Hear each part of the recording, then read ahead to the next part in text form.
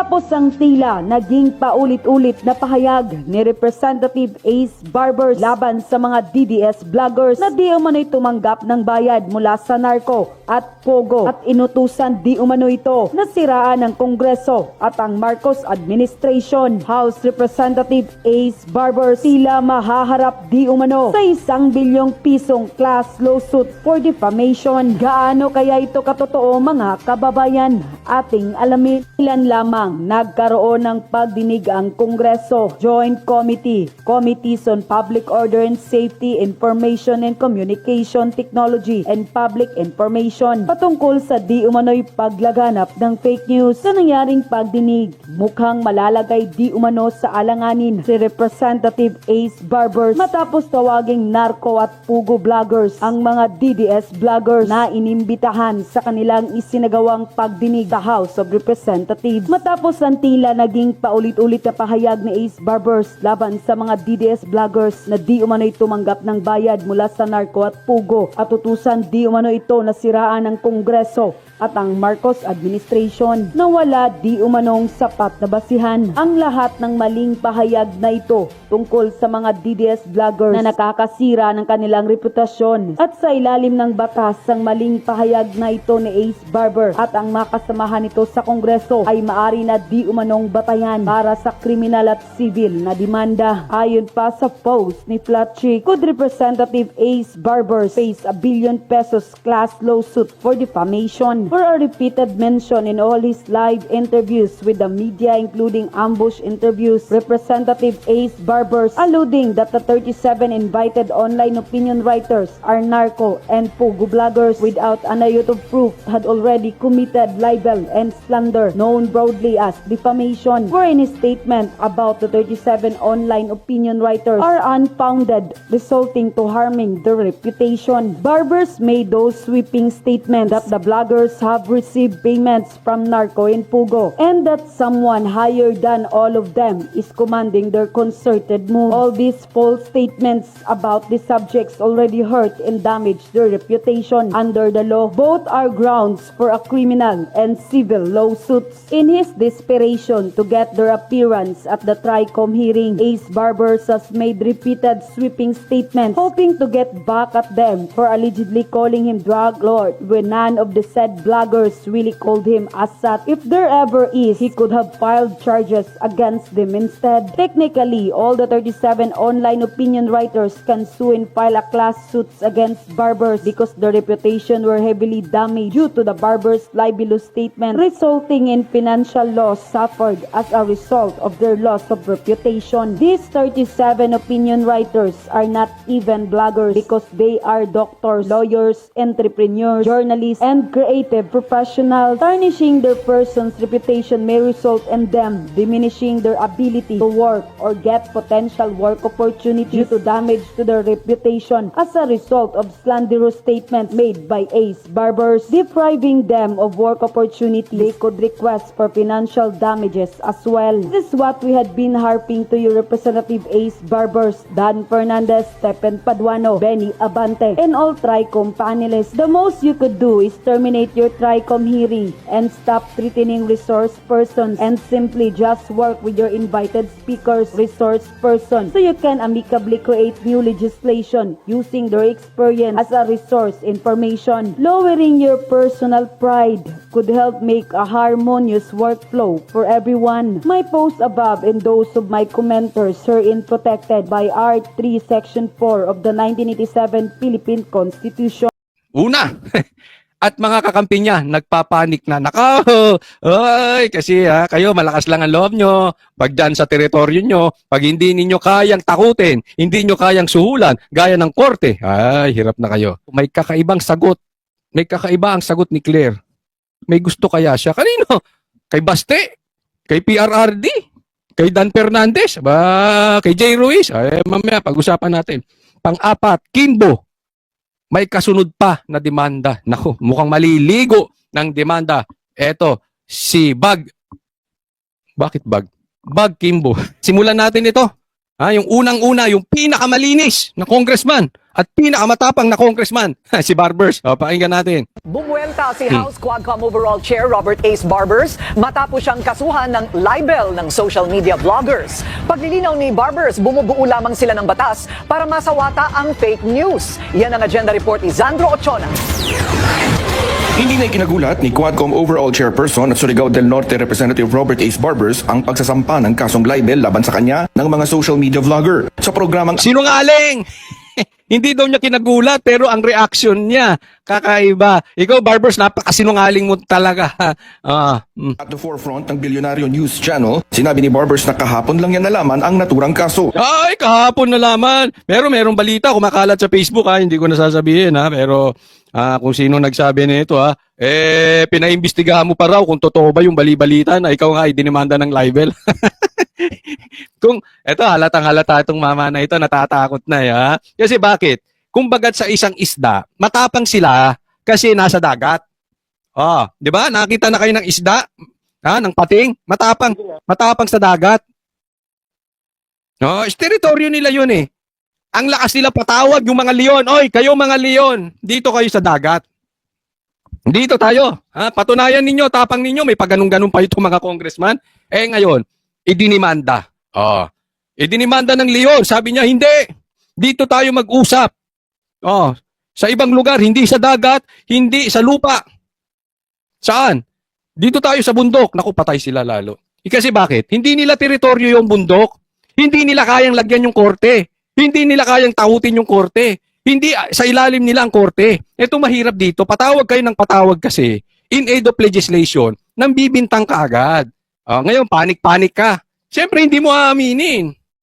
Pero tingnan nyo sagutan nito. Halatang natakot. Ang mundo nga naman umiikot, Kasama naman yan Siyempre, takot yan mga yan humarap sa TRICOM. Takot yan mga yan in fact, ang kanilang basis for filing a libel case against me is a pure harassment. Nakaw, siya pa raw ang may pure harassment. Kakaiba talaga to si Barbers. Di ba? Siyempre takot. Alam mo kung ako, kunwari ako si Barbers, kung ako talaga hindi takot at ako congressman, tapos ganon, hindi na ako magre-react ng ganon. Sasabihin ko lang, sige, see you in court.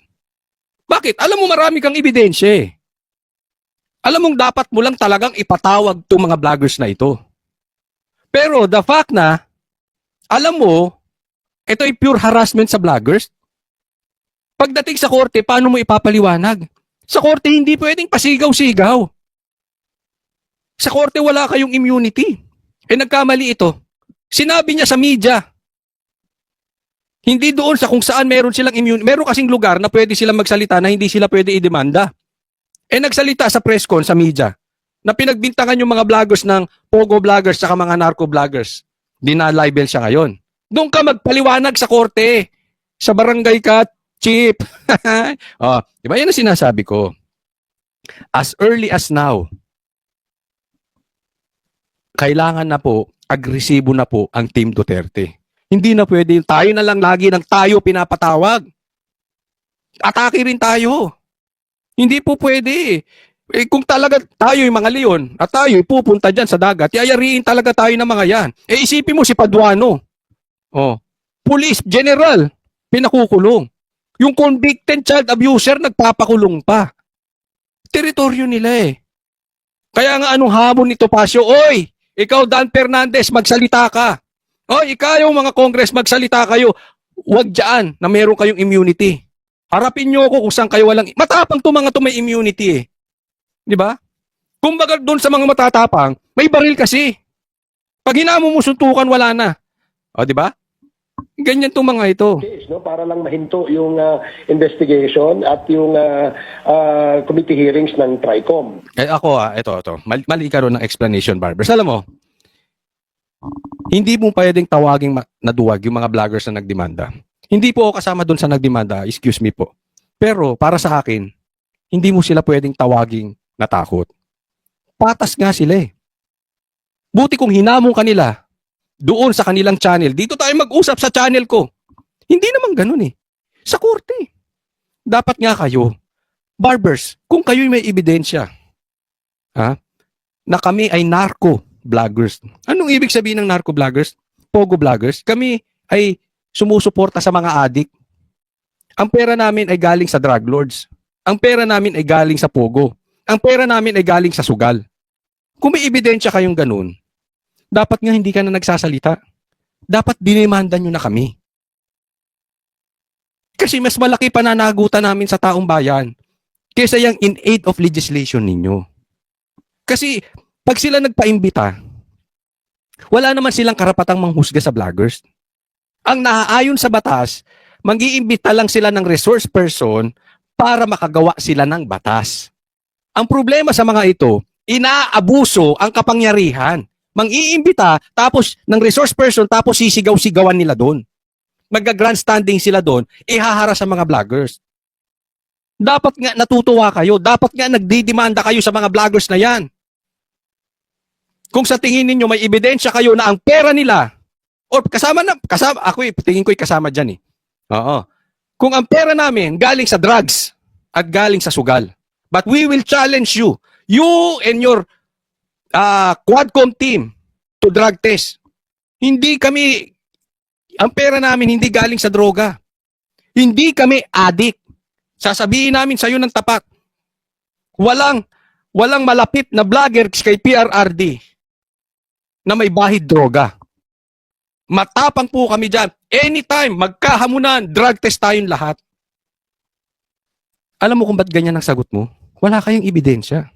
Pagdating sa korte, hindi yung title mo hahanapin. Hindi yung lakas ng sigaw mo o lakas ng sigaw ni Paduano o lakas ng sigaw ng mga kakampi mo. Hindi ka pwedeng tumago sa kakampi mo. Walang lakasan ng sigaw doon. Ang labanan sa korte, ebidensya. Hindi yung posisyon mo. Hindi mo pwedeng sabi, ay! Congressman ako. Hindi. Patingin ng ebidensya. Asa ng ebidensya mo na kami ay narco-vloggers? Hindi ka pwedeng tatago kay Paduano. Hindi po pwede yun. Ang hihingin sa'yo ng ebidensya mo. Hindi po pwedeng magsasalita para sa'yo si Paduano. Hindi pwedeng magsasalita para sa'yo si Ortega. Ebidensya. Kaya po takot itong mga ito sa korte. Iba na labanan dun. Hindi sila congressman dun. Pinabulaanan din ni Barbers na may pinangalanan siya sa mga vlogger. Tinawag ko raw silang narco-vloggers at saka pogo-vloggers. Totoo. Meron akong statement doon sa aking privileged speech na these vloggers who continuously throw fake news or peddle fake news against the government, against anybody in government, seems to be funded by these pogo vloggers and these narco vloggers. Ayun, inamin niya. Okay, ito mga vloggers na ito, hindi ko pinangalanan. Oo, tinawag ko silang narco vloggers at ito mga nagfi-fake news na ito, tinawag ko silang pogo vloggers. Hindi mo pinangalanan. Pero inimbita mo. May pangalan po yung imbitasyon. Yung imbitasyon lumabas sa media. May pangalan.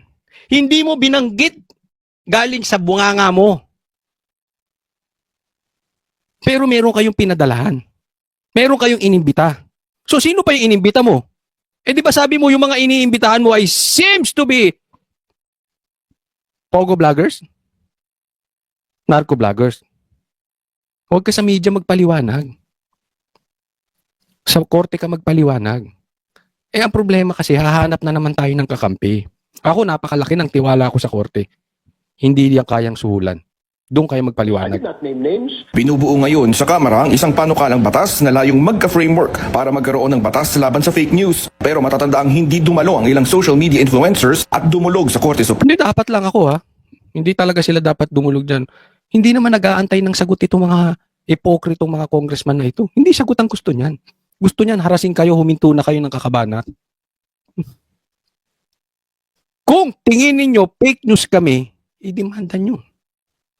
We will see you in court. Ganun lang. Para ipatigil ito. We still need more, no? Kaya nga gusto namin sana, itong mga vloggers na ito, na hindi naman guilty because they probably felt alluded to. Wala naman kami sinasabi, di ba? Wala naman kami pinangalanan. So, kaya nga dapat mag-contribute sila, no? Kung gusto nila na maayos ang paggamit ng social media platforms at hindi ito magamit para magkaroon ng kaguluhan sa bansa. Bukod kay Barbers, Hindi po pwede yun. Ito papalusot pa in aid of legislation. Hindi po pwede. Ang daming fake news dyan, mga walang muka, nagbablog. Di ba? Bakit yung mga kakampi ni Duterte ang binabanatan nyo? Puro kakampi ni Duterte yun eh. Ikaw naman, naglolokohan pa ba naman tayo? Ginagawa mo naman tanga mga... Ito mahirap sa mga politiko. Nakakala nila, kaya nilang gawing tanga mga Pilipino. Nako. Inuweltahan din ni Deputy Speaker J.J. Suarez ang fake news na hindi raw Sige, kumampi ka pa. ang daily subsistence allowance ng mga sundalo. Git niya, hindi dapat maapektuhan ng mga sundalo sa fake news at ang pondo ay secured at maibibigay Dito magsilahan, nagkakampi-kampi na. Alam mo, meron ako nabalitaan na ito yung mga ito. Okay, hindi ko nasasabihin kung sino, pero kumakalat na po ito. Kumakalat na po. At umiikot na po ito sa GC, no? Ay, kayo na lang ang mag-confirm kung totoo to hindi. Sila ay nagpapanik na. No? Kasi si Kimbo, pinapatawag na. Si Tamba, idinimanda na. Ang tapang nito lahat galing kay ano? Kay speaker. At alam nila, as early as now, maraming kakaharaping demanda si Tamba. They know it. Itanggi man nila yan, they know it, na maliligo po ng demanda. Ito si Martin Romualdez. Nagkataon lang na sila ay nakaposisyon ngayon. Pero ang tanong, hanggang kailan sila dyan? Bababa at bababa din sila. Whether you like it or not, whether they like it or not, uupo at uupong Vice President si BP Sara. Kaya nga pinipigilan si BP Sara hanggang ngayon pinai-impeach eh. Pero mukhang malabo na. At ang taong bayan talagang gustong straight PDP. Malilintikan po sila dyan. No? Kung ngayon nakaupo sila, naliligo na sila ng demanda, sunod-sunod na. May kaso pang bulin dito kay Tamba.